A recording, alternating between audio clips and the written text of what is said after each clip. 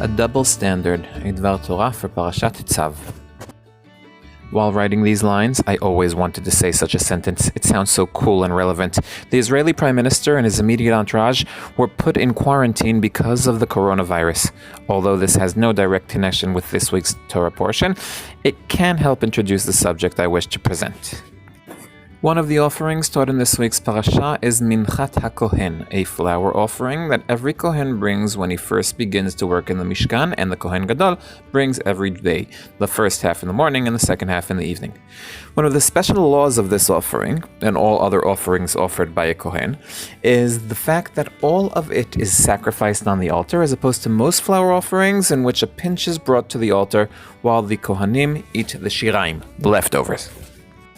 Aside from the interesting fact that the part with the negligent name, shiraim, is actually the absolute majority of the offering, the commentators also tried to understand why there's a difference between the Kohen's mincha and any other.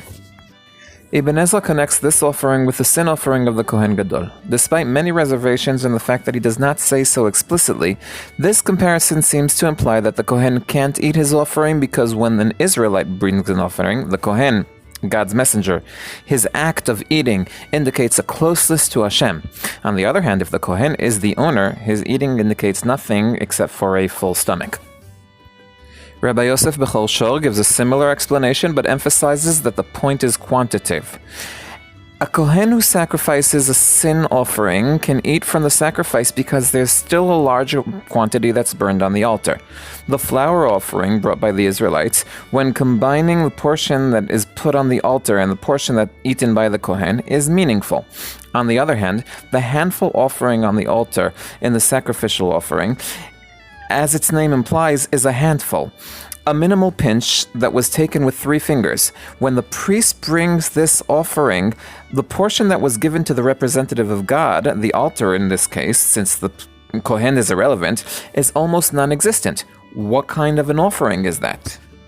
It doesn't really matter which of these interpretations we choose to accept. They both imply that the social status matters. The priest's offering differs from the people's offering. There are classes. But the bias doesn't favor the priest, rather expects more from him. The offerings of the people are given to the Kohen, but not those belonging to the Kohen himself. He's held to a higher standard of kedusha that deprives him of the physical pleasure of eating his offering. These things are relevant to anyone who holds a position where someone looks up to them.